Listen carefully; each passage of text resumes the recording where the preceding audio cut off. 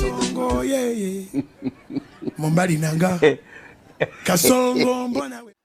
Matuga akute akati munange gwe alaba Jaminat Yugi songa munange ate n'obwaserebu tebukoleka lengera munange engeri gye bazinidde ku luyimba lwa King Saha ebiseera ebyo era nga bw'obalaba kosa ate n'abadde waggulu munange nga yeebase waggulu ku nnyumba waggulu ku bbaati oba olengera bulungi munange gwe alaba Jaminat Yugi kakati ngenda kubeera nga ntandika ne King Saha wali wabadde munange ate wali Matuga nga ali mu kuyimba ebiseera ebyo wali wonna Matuga munange ate yanyoose wali mwana mulenzi nno King Saha engeri gye yabawadde omuziki bwe kiti.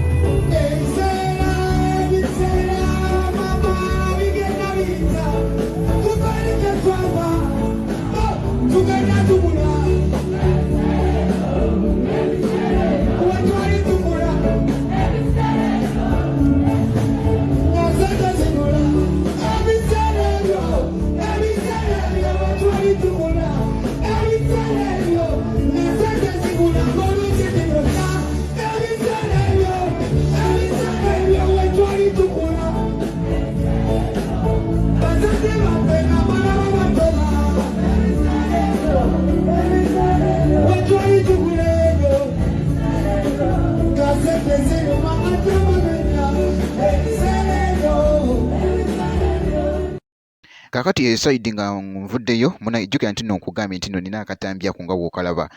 Omwana abadde waggulu munange ku nnyumba obuliri yabutadde waggulu ku bbaati era nga bw'olaba awo TikTok nno munange ate yeeyongedde okubeera nga ate ekoza abantu abamu ebintu era nga bw'olaba awo munange gwe alaba Jaminat Yugi. So nga ate ne ku side y'emu munange ate oluyimba lwa King Saha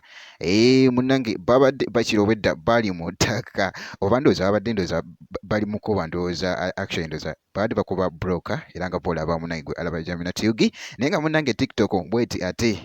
njijjayo munange ate ebiba bitredinze ne mbikuleetera wano ku Jaminat Yugi making sure nti no subscribinga obeera nga tonnaba ngenda kubeera nga nkulekera akatambi kano ate nja kuba nkomawo mu maaso eyo n'ezi updates endala.